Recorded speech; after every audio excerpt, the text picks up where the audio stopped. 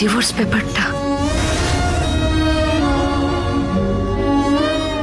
ঠিক বললাম তো?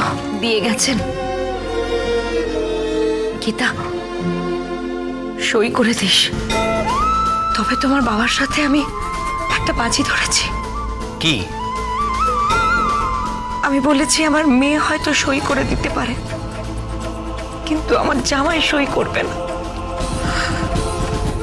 করবে না তো?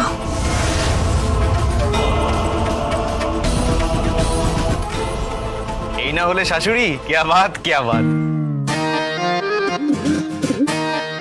আর আপনি আমায় যা চিনেছেন, আপনাকে যদি ভালোবাসতাম না, মানে থুরি, মানে আমি আপনাকে এটা বলতে চাইনি, মানে আপনি অন্যভাবে নেবেন না, আমি ওই কথা বলতে চাইনি। আমি আপনার মেয়েকেই ভালোবাসি। দেখো, তোমার মা পড়ে গেছে কিন্তু মেয়ে পড়ছে না। কি? তবে রে,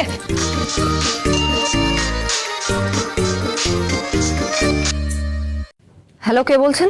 কেসটা থেকে সরে দাঁড়ান। রিশরা হত্যাকাণ্ড নিয়ে মাথা ঘামাবেন না, লাশ পড়ে যাবে।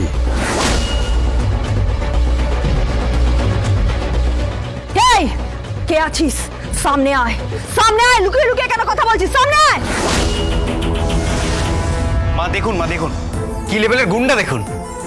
সামনে আয়, একেবারে আমি বুঝিয়ে দেবো। কোর্টের ভেতর আমার মুখ চলে, আর কোর্টের বাইরে হাত। বাকিটা বলে দেবো নাকি? আপনি চুপ করুন তো। হ্যালো, হ্যালো, কি হয়েছে দিদি? থ্রেট করছি। রিসরা গৃহবধূ হত্যাকাণ্ড নিয়ে আমাকে থ্রেট করলো,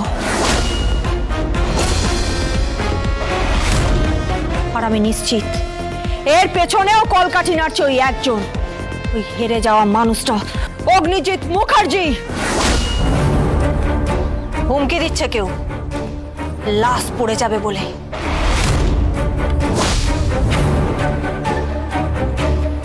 মা, আমি আসছি। কোথায় যাচ্ছিস? সবে আমরা দিরাগমনে এলাম, এখনই কোথায় যাচ্ছেন আপনি? কাজ আছে। একজন বৃদ্ধ বাবার চোখের জল ঝরছে, তার মেয়ে সুবিচার পায়নি। সমাজটা আস্তে আস্তে কোন পথে যাচ্ছে আমি বুঝতে পারছি না। সবাই হার্টলেস হয়ে যাচ্ছে, হার্টলেস। আমি যাচ্ছি মা। আমার কথাটা শোন।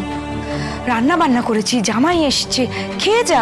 তুমি তোমার জামাইকে পেট ভরে খাওয়াও না, ওই খাবার আমার গলা দিয়ে নামবে না। আসছি আমি।